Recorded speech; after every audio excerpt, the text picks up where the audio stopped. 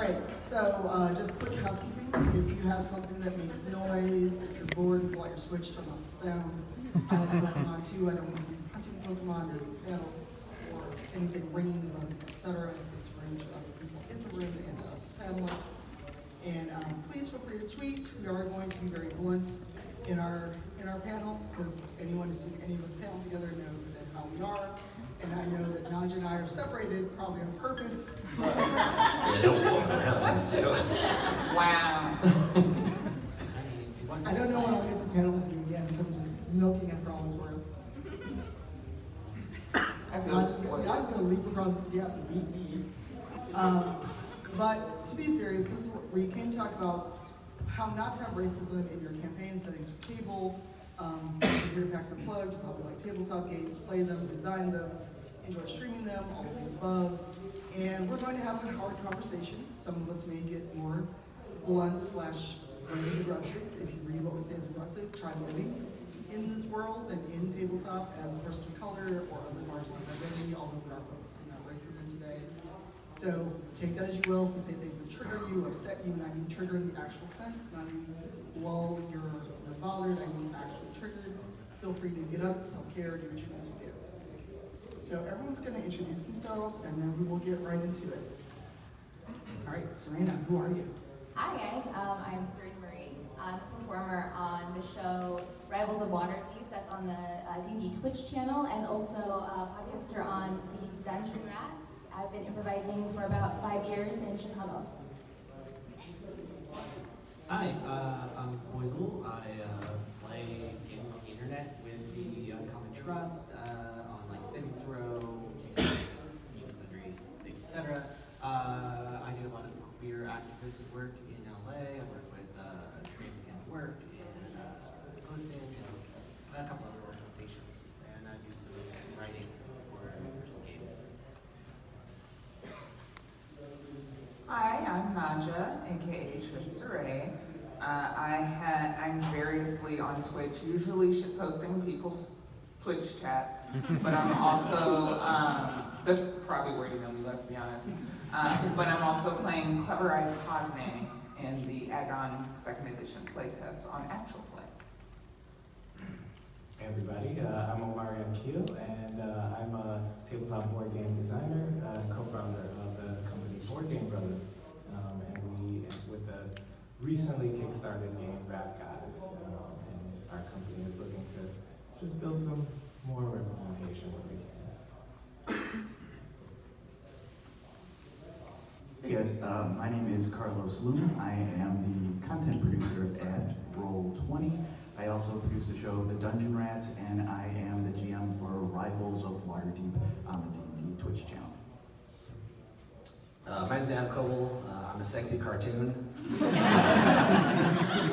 You don't need me to read all that shit out loud to you. You can see it. But you probably know me from Dungeon World, tabletop RPG that I wrote, or from Roll20, or Roleplay, or various Twitch and Dungeons and Dragons stuff all over the internet. And because there's so many of us that put my info on the About Us panel, I'm not going to read it to you. I hate when people read PowerPoint slides to me. But my name is Tanya. I'm also on Rivals of Waterdeep as a cast member. I GM on Roll20 for Moderator and Star Trek Adventures.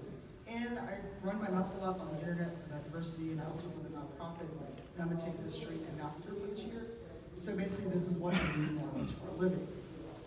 So, the way this is going to work is everyone kind of gave me talking points. They're going to address their talking points, and then one, maybe two of us will jump in. I'd like to have room for Q&A. If we don't, you can come talk to us after the panel's over, add us on Twitter, or talk to us in other meetings or around the convention this weekend. I'm not going to, again, read this to you, but this is why we want to talk about it, because racism is something that we cannot escape. It's, anyone who thinks we live in a post-racial world, I hate to break it to you, that is a lie.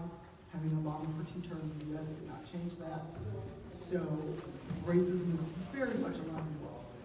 If you don't think it is, well, I've got a bridge to sell you. And because it is a real world thing, a lot of times people want to bring as much reality into their settings or the table where they think this is something that will bring value for whatever strange reason. But a lot of times it backfires. It makes players players of color uncomfortable or brings things into the setting that I want to avoid when I'm at the table. I want to sit down and have a good time. I want to enjoy what I'm doing, and most of the time get away from what's going on in the real world, because every other hour of the day I've got to experience that.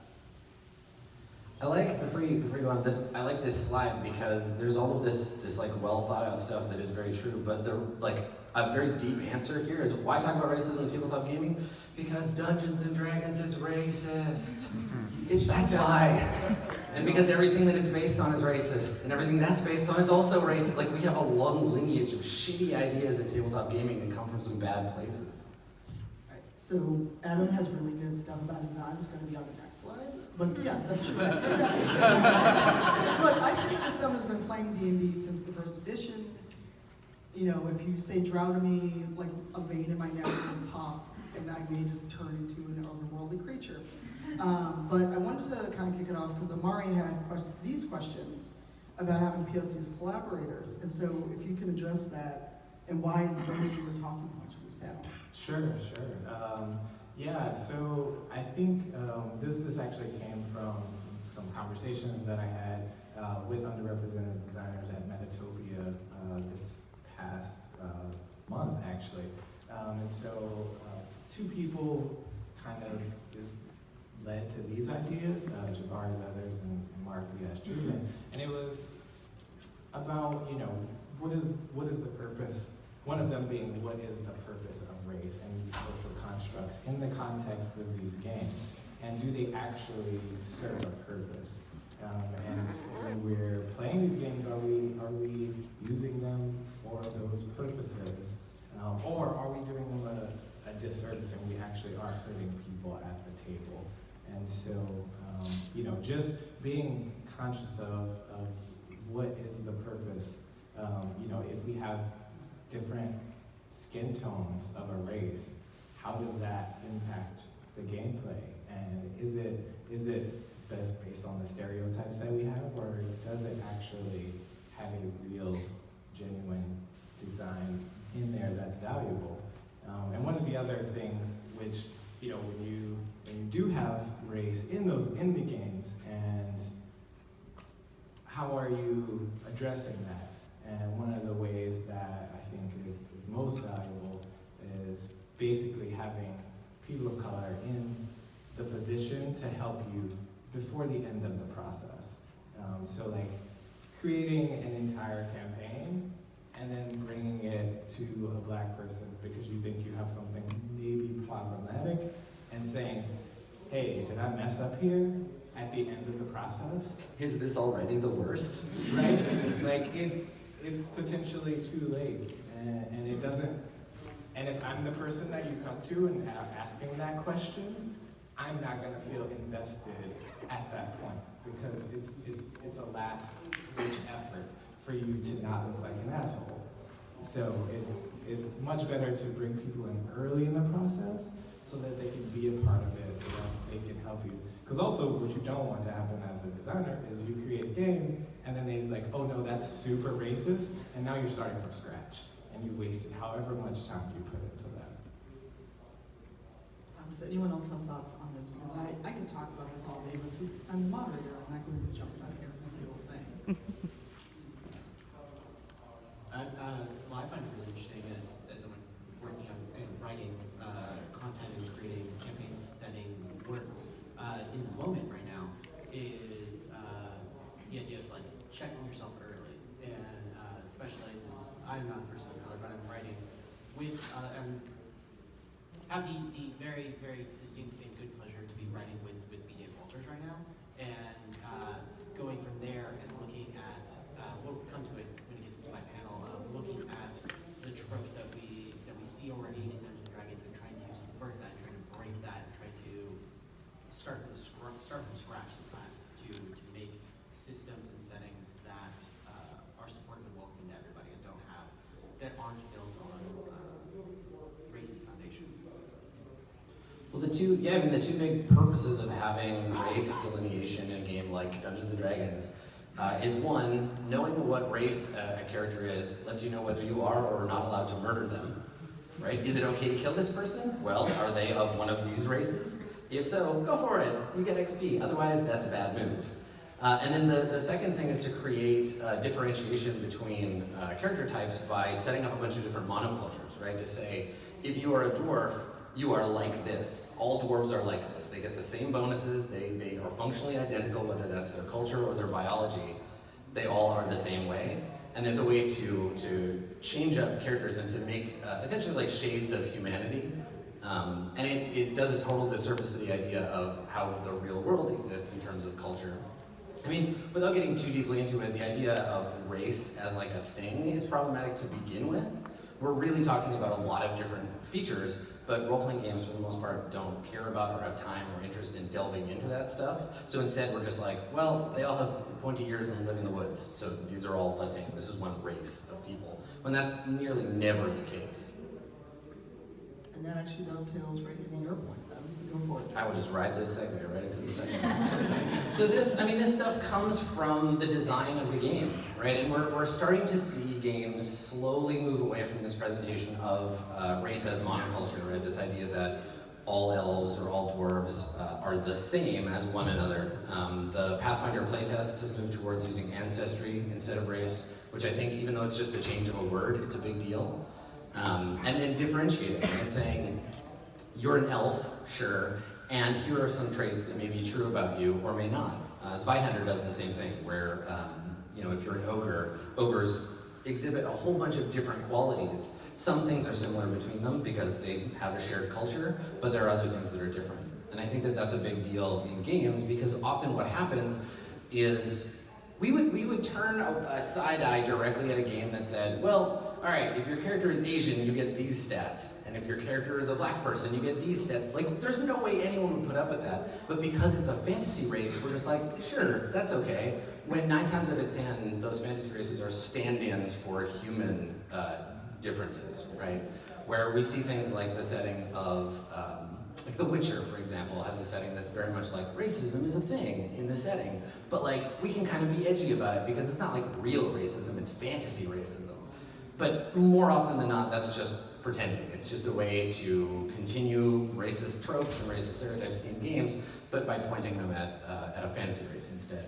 And the games are getting more subtle about this as time goes on, but if you go back and you look at some of D&D's earliest adventures, the biggest one, if you want to see just like a really gross example of this happening in D&D, look at the cover art for an adventure called Drums of Fire Mountain.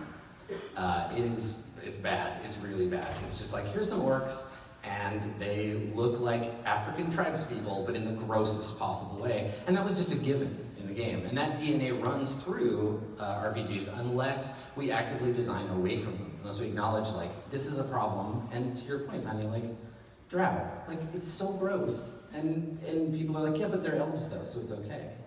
But it's not, right? And that's in the design of the game. And sort of the thing for me that's most important is looking at how the game mechanically incentivizes players to behave, right? What do they get bonuses for? What are they encouraged to do? What are you doing in this game? And how does the separation of the various cultures or peoples in the game, how does it get reinforced? What are we supposed to learn from the mechanisms? And I just wanted Carlos to touch on the second bullet point, because you do GM, professionally in Dungeon Rats and D&D, themes to players, because our group is all people of color, so there are things that we can do and kind of get away with, like when one of our players made a comment like, "Oh, are you profiling me because I'm a tiefling?" Had white people done that on their show, I would probably still be yelling about it on Twitter to this day. But as people of color, we got that reference, we got the in-joke, and we got away with it, I think. Yeah, and I think we, as a group, this is the first time I ever got to GM in a entire table of people of color, and my experience with that is, it's different. You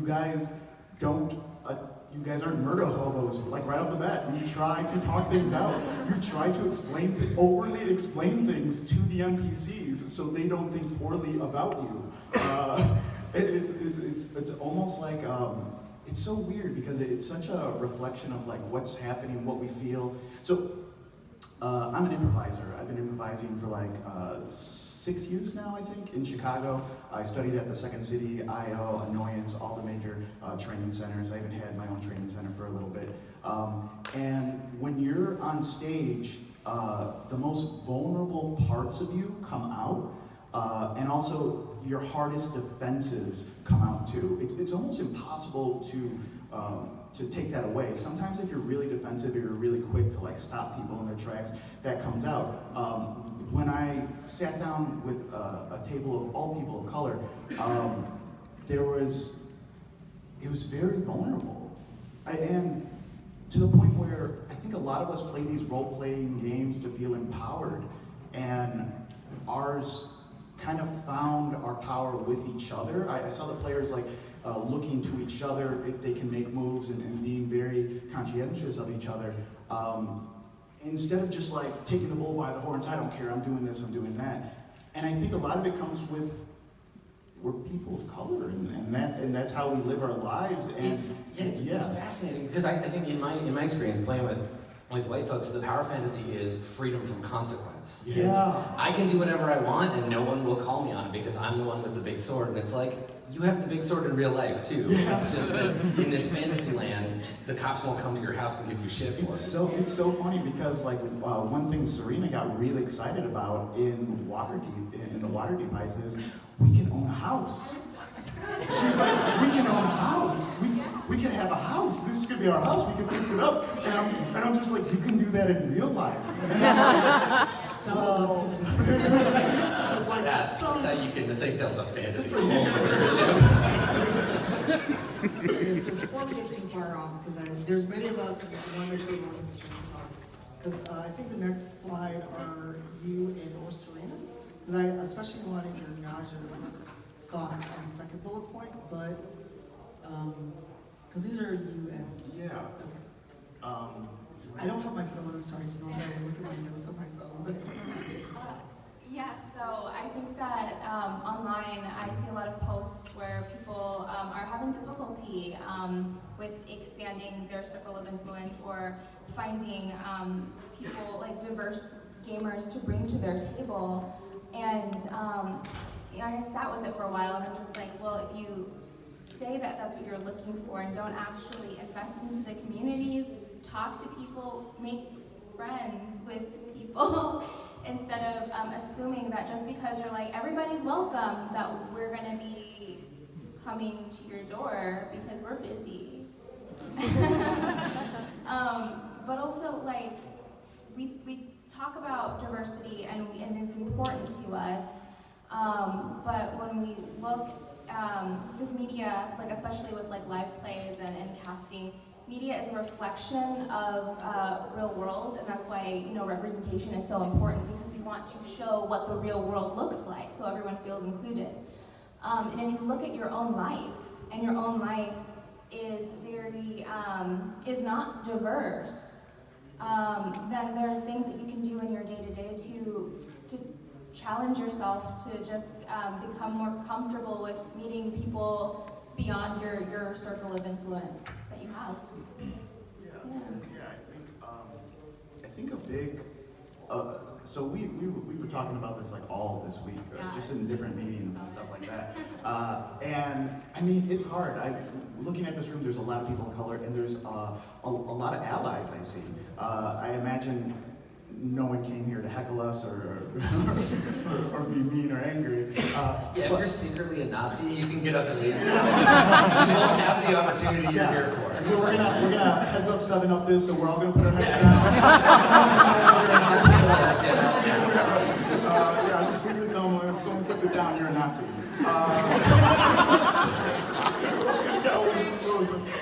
Tanya's gonna yell at me later. But yeah, we were talking about this, and I think my experience as a person of color might be a little bit different than a lot of people. So I grew up, both my parents are Puerto Rican.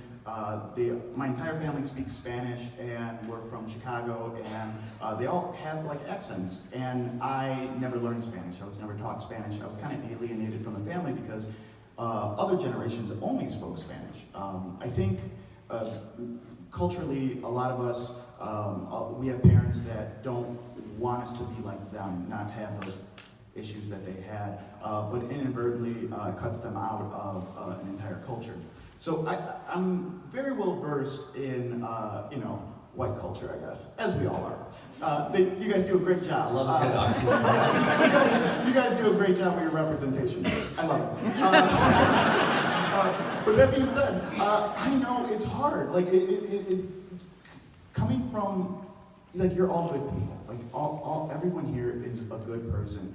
But I know what it's like to be in my late 20s, and I'm not making friends that often, you know what I mean? And it's kind of weird to think, well, I gotta find some brown people to be friends with and be a good ally. That's weird, and that's a little creepy. Yeah, you need a fighter, a brown person, and a gay. and then you can win any argument. That's right. Well, my friend Jose said. Yeah, so, I mean, I get that. One thing to, like, tell yourself is allies can be reactive, and a lot of times they are. When they see a problem, they say something. But if you consider yourself an ally, think of yourself as active. As I'm an active ally. So what does that mean? That means I am trying to lift up this community. And it's not something that, like, it's not all, you guys aren't waiting for, like, your big moment to, like, shine or anything. Just, like, liking a tweet from a person of color, and just, like, sending a message out and giving them, shine a spotlight on them as much as you can.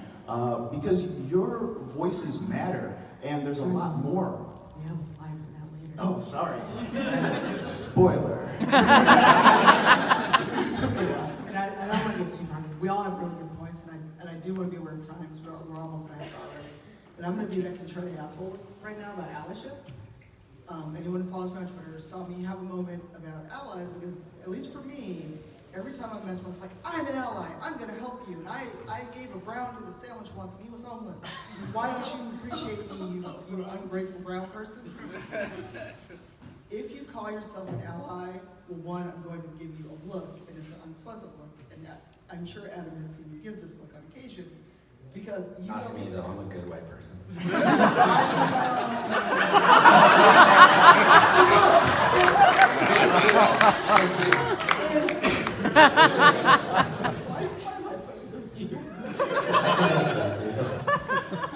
I'm being serious here. Sorry.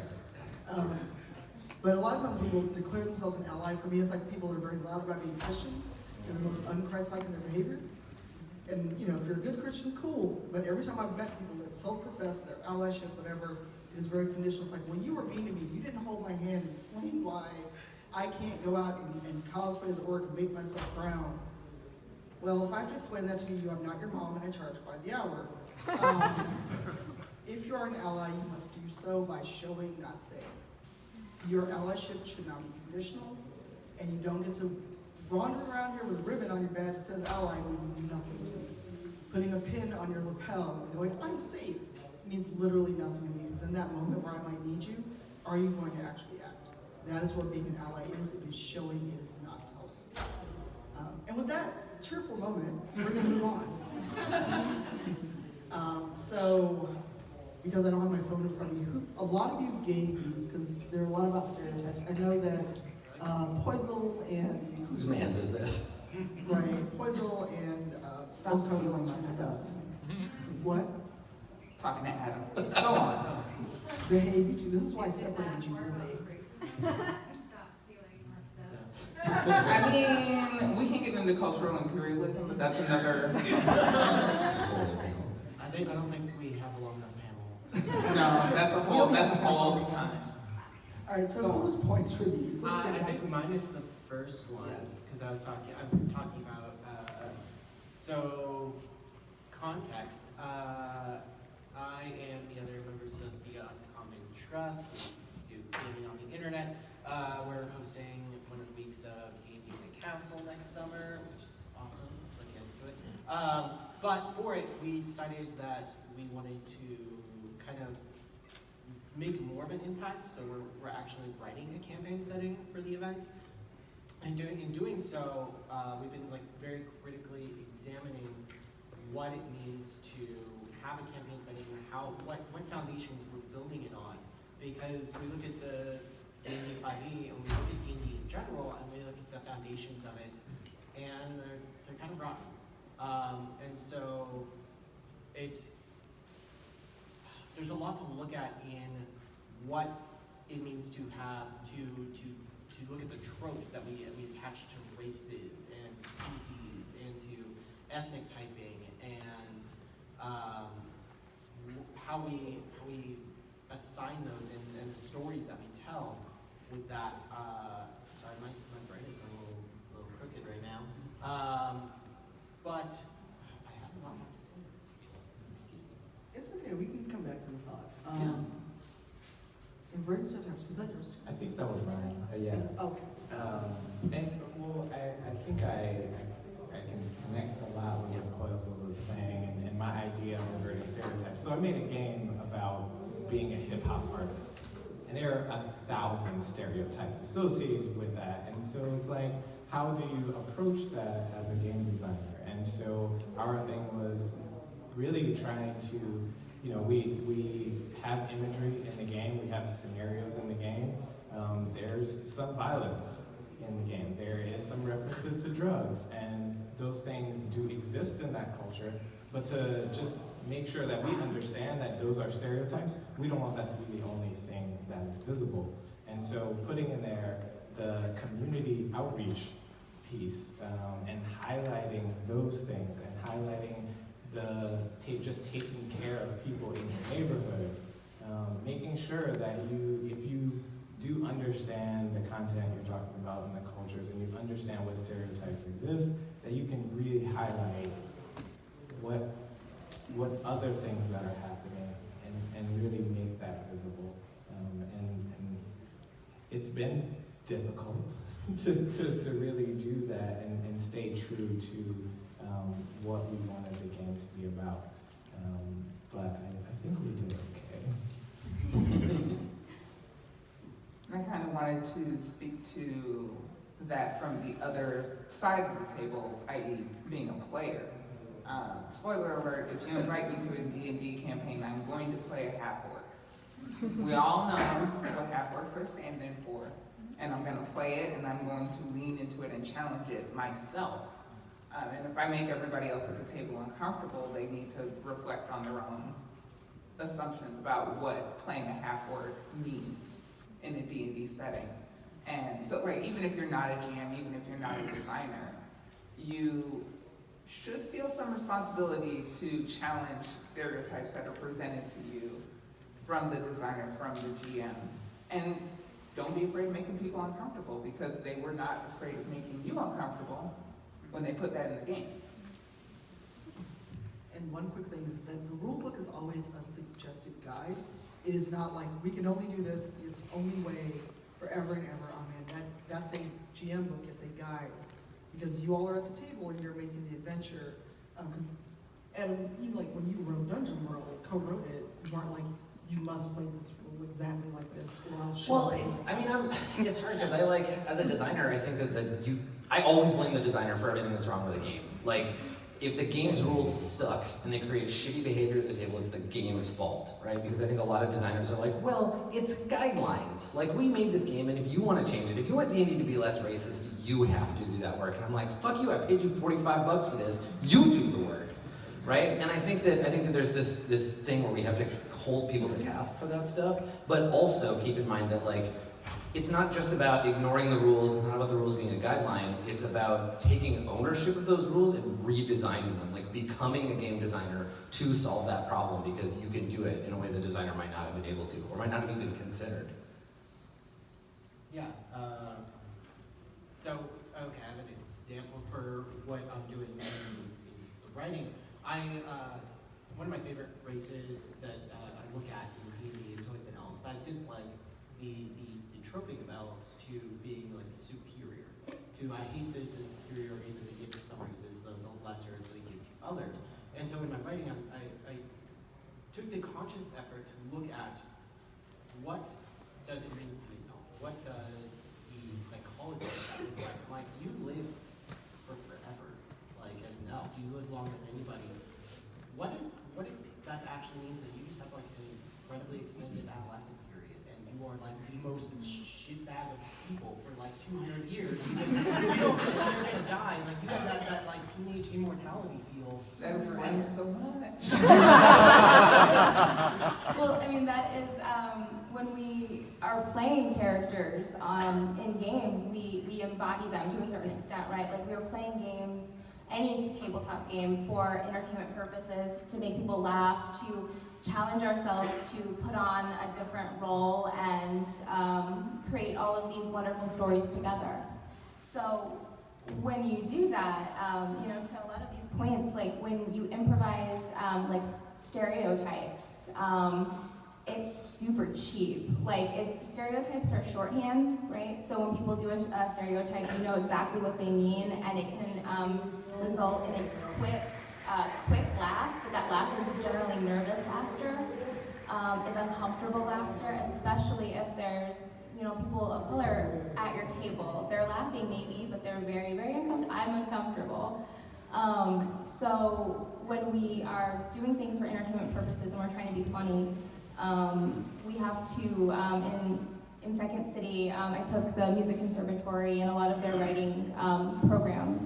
And one of the big things when writing comedy and like understanding how comedy works is you have to punch up, not down. So what that means is like stereotypes are easy jokes, so why are you doing it? Like it's sort of like a hack move to try to elicit this like super easy, cringy laughter from your friends for no other reason other than maybe you don't have anything else to say. Instead, elevate the joke. Like when we were at Rivals, like we are able to make jokes about our own culture because our experience have given us that permission and that lens. So when you're improvising at the table, just use your own lens and not try to put on, use your own lens as a way to experience other things instead of going for the easy joke. Yeah, we use that sort of comedy also to kind of actively deconstruct systems. One of the games I run on saving throws is Shadowrun, and Shadowrun is set in mostly the real world, and has it deals a lot with racial issues, with those sort of tropes. But the thing I like about Shadowrun is you generally are playing criminals. You're playing people, and your enemies is the system, and it's all about punching up. It's about attacking the systems that oppress us. And so that's in running that game. There's a lot of pitfalls you can go into, but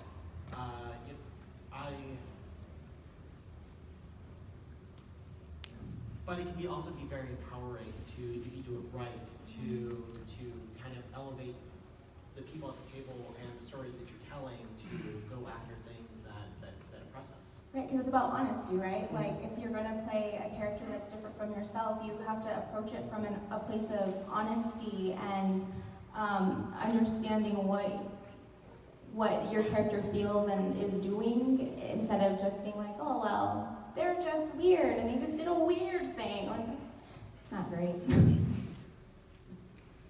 All right, so we are going to talk about streaming because I think if not all of us, some of us have either been on shows, GM shows, have shared our GMing or writing games online. And the first one, I think, that was Carlos, that was your point, correct? Or was that yours, Adam? It wasn't mine. All right, who wrote this? Oh, yeah, it's kind of on the one. Yeah. I can take this.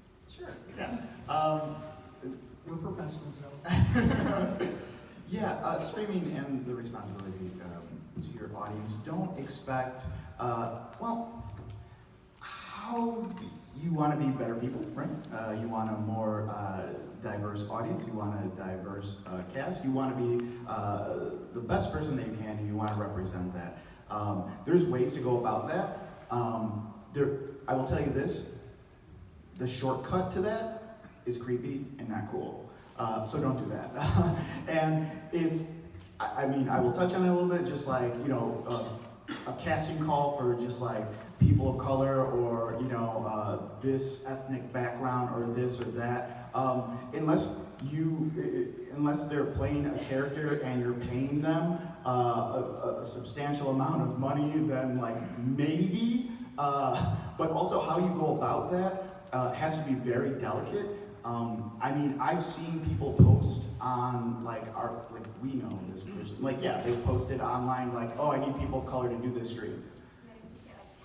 Yeah, and it's like, what? I have other defining, you know what I mean? Like, I am more than my skin, I'm more, but you want to use that person, maybe you have a bigger picture in mind on what this diversity in your show, this awesome project that you have in mind can lift up, people of color everywhere. It means more than this person I am inviting to the table. No, dude, there's no shortcut to these hundreds of people. It starts with this one guy that you're being a jerk to on your show. Start with that person.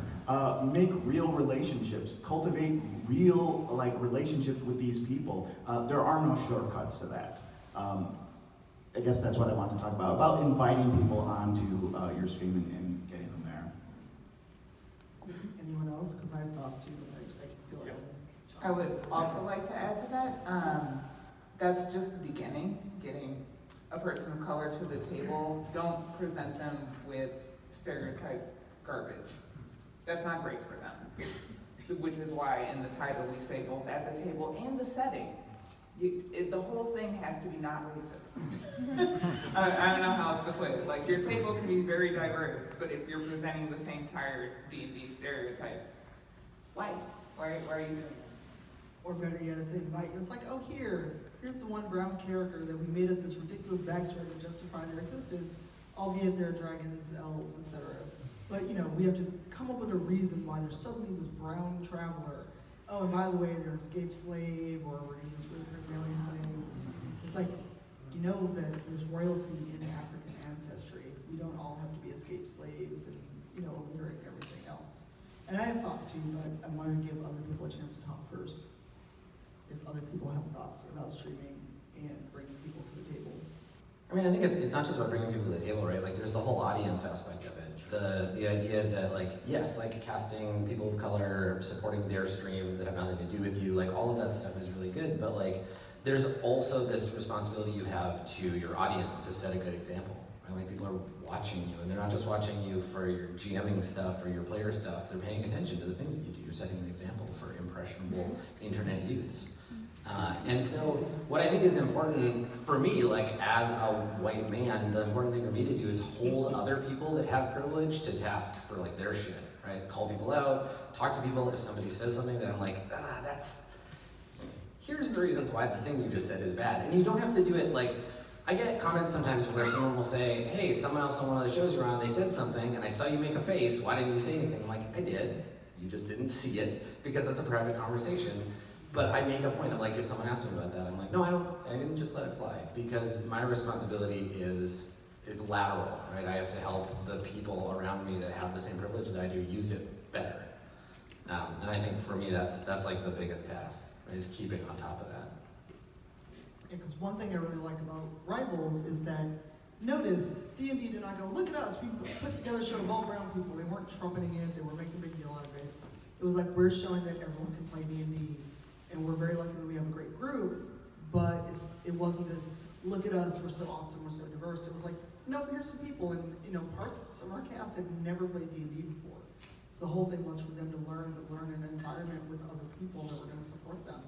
Because no matter what the makeup of your group is, if you're not supporting these people, especially if you are then streaming that session, it's going to be different. You are putting people out there and they're visible if someone's struggling to learn or if it's not fun. There's a whole other aspect to it, because then someone go, see, black people don't like D&D. Look at how not fun they're having, how much fun they're not having. I can't word it anymore. But there's things to it. So if you are a white person, because I made, that Kermit gif where he's just yep. I have made that face about 8 times today at the Diversity Lounge. Because people keep coming and telling me, well, I want to do this, I want to do more stuff, I could write this, but, I believe in getting consultants. That's cool. but don't come to me and tell me about all the diverse things you're doing, that you're trumpeting, because again, that comes to a performative aspect of allyship. And if I go to your stream, if you give me your card and I go check it out, it's a bunch of the same dudes, you know, I love Adam, but there are about 90 million shows on Twitch with people who look just like Adam and not like everyone else on this panel. You know, are you supporting those shows? Are you talking about it? I don't know if DC's in here, but Dungeon Commander had a great thread about this. And that's the next slide about how can we support people? Because people talk a good game about, oh yeah, I love your show, I'll watch it, I'll subscribe. And y'all don't do anything. You retweet people, you want cookies. And then crickets when it comes down to the actual support. So I'm gonna be that person because I'm the moderator. So I've been to many panels where the first question was, I can't find people of color, help me find them. There's a thing called Google. And I'm being very facetious on purpose. Go outside your circles. And so I want other people on the panel to talk about these points because a lot of what we get asked for is free emotional labor. So who on the panel wants to talk about that free emotional labor? Well, we're all talking once. I mean, what's funny is you're like, hey, who wants to perform this emotional labor? We're talking about emotional labor. Yes, I know it's hypocritical, we're on a panel. I know, I agree to be here and I love you and I will speak on it. Tanya, I love you. Thank you for inviting me to your panel. Hi, everyone. I'm glad I like you. It's something, it happens a lot in workspaces especially, which is not, I'm not a full-time streamer. I have like my day 9-to-5 job, and you get a lot of that as the only black person in the room. It's like, is this racist? And you're like, I don't know, Susan. You have a reasoning capability. Why is everybody looking at me to explain this? Like, we're all adults, and we should all understand how to do this. So if you have that one person of color at your table, unless you're giving them extra money that you're not giving everybody else, don't ask them that question. It's really annoying. Because it, again, going to the first point, Google exists. If it's like brain dead racist, probably somebody's already said something about it somewhere else. Just look around, gauge the temperature on your own before you go to your diverse friends and ask them to do that work for you. Yeah, so that is what I have to say. Thank you all. I love you, Nadja. Do you? For now.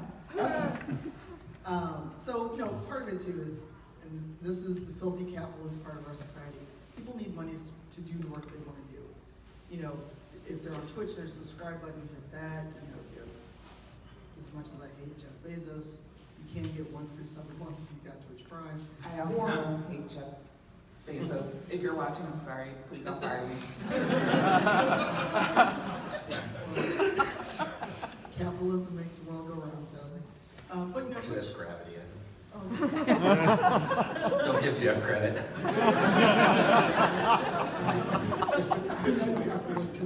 But put your money where your mouth is. Talk is cheap. And I say that with every bit of sarcasm and fiber in my dark little heart. Because I just did a post about how I love what you do, it does not pay your bills. Because lip service means nothing. It doesn't help keep the lights on. So if you actually like what people do and you can afford it, support it. And the last one has to do with every panel I've ever done on race and tabletop. I want to do an orc or a drow. Is there some way I could do this and not be a racist asshole? The answer is no. Don't ask me. I'm not giving you permission. And don't ask that permission of other marginalized people. It's bullshit, and don't do it. And don't stand in a panel and do it, because then it's just like, you're not going to have witnesses to me giving you permission, because A, I'm not going to do it. And B, I'm going to find you on Twitter later and talk about you. I've asked them to do this. Like I can envision a paid panel called "Is This Idea Racist?" Where people just come up and are like, "I have this idea for my game," and you're like, "Yes, yes, yes, that's also racist." Anybody else? Okay, yes, get out. I actually saw Shark Tank like that.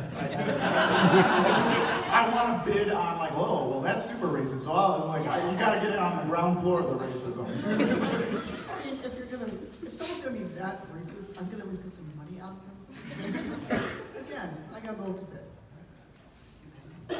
All right, so I did this on purpose because Adam made a crack at TwitchCon about the machine gun. Yeah, this is like the nastiest slide too, because this is where Tanya tells you exactly how to behave for the next part of the panel. But there's this cute cat, so in case you're like, oh God, I'm sorry, the cat loves you. Pusheen's into it. Pusheen is very sweet and chipper. So one of us will give up the wireless mic. If you have questions, raise your hand. One of the enforcers will come around. And I swear to God, if anyone asks, how can I find people of color, I'm gonna come off the stage. I mean, there's a lot in this room right now. It's a game if you're a person of color, you stream, you play games, you like hanging out. Like, yeah, that's look around. That's it. That's an answer. Just open your eyes. Carlos, you weren't supposed to give that answer away for free. All right, right here in the striped shirt. Hi. You have words. Do I have a striped shirt? Yeah. Hi, so we're working on this game that takes place in like a really far-flung future. Hi, am I good? No, I was asking for some because we're recording. Oh, got it. Okay, got it. Right, so it takes place in this like really far-flung future where we made it past the singularity. So I was curious if there are any sort of like low-hanging fruit ones that sort of get abstracted away once you're in a really in a scenario that's really far removed temporally, but is still very close to our world mechanically. Bless you, because fantasy is very removed from our everyday life, right? And we want to try and avoid as many of the pitfalls as possible. And it feels kind of hard to do when it feels more abstract in an area where we haven't really gone before, i.e. past singularity. Get a diversity consultant and pay them.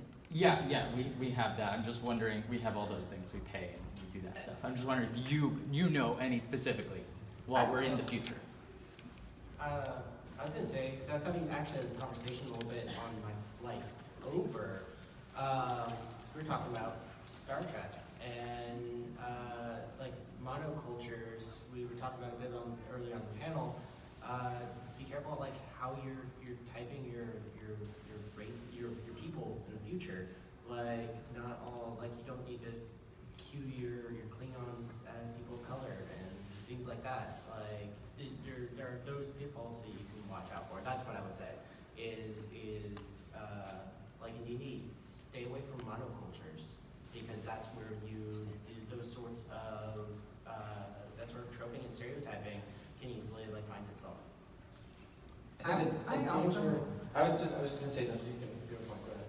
I was gonna say, I want to challenge the idea that there's any sci-fi or fantasy so abstracted that it's not actually about right here, right now. Because that's what people write stories about, no matter where they set it or who's in it. You're talking about right here, right now. And if you don't know it, just think about it for a second. And I would be careful of using any sort of temporal distance or putting something in imagination land, whatever, as an excuse to not be cognizant of the here and now. Because your story and the people in your game and the people who are going to play it are going to be playing it with those experiences in mind. And so we can't really get away from ourselves, no matter how hard we try to get into escapism. All I was going to say was that a lot of like transhuman or post-human sci-fi runs into problems where the authors imagine that if one could have total control over one's body, one would become a white man, like an able-bodied white man, and so the art reflects that. So if you want to be diverse, don't erase people that exist now, supplement them, right? Like continue, and art is a huge part of that if you're making something. Oh yeah, look at like Numenera for like I love their artwork. It's so diverse and yeah. Thank you. Other hands? Raise them up. So you opened the talk by mentioning that one of the reasons we don't really want racism in our games is that this is something that we're trying to escape, that this is something unpleasant in our real lives that we may not want to experience in a game. At the same time, you did mention Shadowrun, and there are games like that that I really love where you are playing people at the margins of society resisting an oppressive force. So can you talk about racism as a force in a setting and how do you strike that balance? How do you make sure everyone at the table is comfortable while still, if you're playing a game where you're resisting an oppressor, making that oppressor feel like, actually feel like an oppressor, that you're actually doing something and resisting? How do you make that feel punchy? How do you make that feel real? So for me, caveat, I'm talking about me. I don't want racism in a setting I'm sitting down at. And Poisal brought up Shadowrun. I've not played Shadowrun mostly because I don't fucking want racism at the table when I'm playing. So I want to enjoy myself. I think ultimately it comes down to like, for any gaming group, like session zeros are super important. Talk to your group about what themes, what you want to actually be dealing with in your game. Like with one of the groups I play with, we are a lot of queer people, and one of the things that we talk about that never comes up in our because we don't want it there is like as a non-binary person playing with other non-binary people, we just view non-binary as being like non-diegetic. Like you don't talk about it, it's never going to be an issue where somebody's like, oh, is that a boy or is that a girl? Fuck, I don't want that in my game. And so we have that conversation before the game even happens to be like, this is something that I don't want to deal with at the table, and so it will come up. The trick with that is being aware of who you're playing with too, right? Like, buy-in is huge for any game, for any topic that might be problematic for anybody playing. You want everybody to have a safe experience. Some people are going to be more interested in pushing that or exploring it. But if I'm sitting down with a group of like 4 other white guys, and I'm like, hey, does anybody have a problem with slavery in the game? They're all going to be like, no, of course not. I have no problem with that at all. Like, let's explore that. And we have a very specific viewpoint on that topic that's very distant from our own experience as people. So being aware that like sometimes, and it's different because I have an audience and my audience has not bought into things, right? Like I can't get that permission from them, so I have to be aware of who I'm playing with and how we present those themes. But if you're at home with your group, just remember that asking a question isn't the only thing you can do. You can think about like responsibility as a group to critically analyze something, and if you're capable of it, if that's something that's going to be of value to you as a group at the table. I also think it's important to understand your power fantasy, because that's what games are about ultimately. If the power fantasy is confronting the oppressor and defeating them, that's your session zero thing. If you want to lean into like a very realistic, uphill Sisyphean, like kind of, I don't know if we're ever gonna do this kind of game, that's something again you need to talk about. But if people are coming in and they're like, yeah, I'm okay with oppression if I can murder it, then that's the conversation you need to have. I was gonna say something, but I think that's I good. love that. That's a t-shirt right there. That I'm breathless. I mean, there's a whole D&D picture called Keep on the Borderlands, and when you put the situation in front of people, you can tell what kind of people they are. When you're like, all right, so these armed knights have come from civilization, they've set up this keep, and then over there is a cave where all the evil races have been driven now that this thing is here. And when the adventurers show up and they're like, we're gonna burn this keep to the ground, you're like, sick, you got it. I know what kind of game this is. Anyone else before we move on? We've got 5 minutes left. All right, raise hands. It's like the horse going this way. Hold on. The red and white. Wait. Hi. Sometimes I talk about subverting stereotypes and like really trying to like make these things that are harmful or basically just things that have been considered more harmful in the past, make them positive and appreciated. But I sometimes find/feel as though sometimes in the realm of the internet, but oftentimes that sort of crosses over into fetishization, which as often does in real life. And I was just wondering if you could maybe speak to that a little bit. So I just want to make sure I'm understanding the question. How to deal with fetishization when it happens at the table? Sort of that the sort of movement to appreciate underappreciated, I guess, and consider evil races sort of drifts into an appreciation that is sort of fetishization. Sorry, I'm not articulating myself very well. I think I know. When trying to subvert stereotypes, you accidentally go too far, and orcs. I think that's what your question is. Sort of, yeah, like just seeing the poor handling of that topic, I guess, and I guess ways to sort of confront and address that. So I have something to say about that too, because with being so I'm mixed. I'm half Thai and half Hispanic, and so I have a fear of if I jump into more of my Asian culture on a stream or in something that I will be also fetishized because that culture does have a lot of that weight to it, which is not anything that we did. But I think that to address it in game, if that's happening, is just call it out. Because again, you as a person of color are allowed to make references about your own culture and commit to that as hard as you want. And if anyone tries to challenge that or turn it into something else, you can just say like, "Hey man, that wasn't cool," or "Hey, that was awful," and just be honest and it's about what you're comfortable with though. So if it's not something that you're comfortable with, you don't have to do that either. So, I don't know if that helped. I mean, character depth will help eliminate that too. Like, if a character is more than just like, this is my character. They're a hot tiefling, because everybody thinks tieflings are hot, apparently. Like, that, the whole time you were talking, I was like, yeah, it's like queer people playing tieflings. It's like, there's depth and breadth there, and make a character who is a character, and the fact that they are a tiefling is an aspect of them. It's not their whole thing. Like, there's a bunch of other things. Dungeons and Dragons does not make this easy, because when you ask somebody, what are you playing, it's class and race. Class and race, those are the two things, and everything else just drifts away because it's irrelevant, right? So you have to fill in those gaps yourself, and people have to play characters responsibly by making them more than just their class and their race. Yeah, depth is very important, especially if you're role-playing. I talk about role-playing a lot, as in from an improviser standpoint.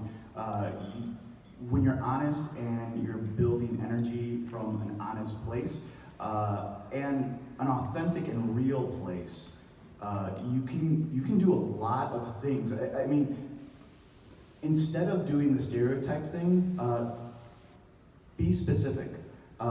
Because specificity kills ambiguity. There's a weird feeling sometimes when someone's doing something, like kind of not specific, kind of just like, it's a little creepy, that's a little racist, that's a little misogynist. If it's specific, then we can call it out. If it's specific, then we can talk about it.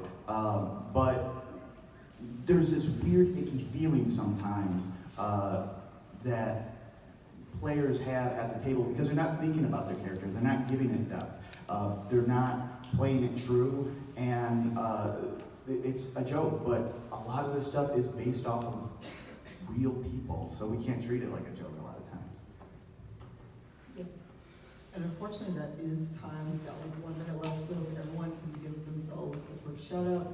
We will hang out for a couple minutes after the panel if you have questions or want to get our Twitter handles or something. But thank you all so much for coming to the panel. I appreciate it. Thank you everyone who gave me an hour of your time today at the panel, because I appreciate all of you doing this. It's not always an easy topic to discuss. So starting with Carlos, what do you do? My name is Carlos Luna. I am the content producer at Roll20. I also produce the Dungeon Rats, an interactive Dungeons and Dragons campaign. We take listener suggestions, we incorporate it into our campaign. I'm also the GM for Rivals of Waterdeep, and if you want stickers of either of those shows, come find me at the end of the show.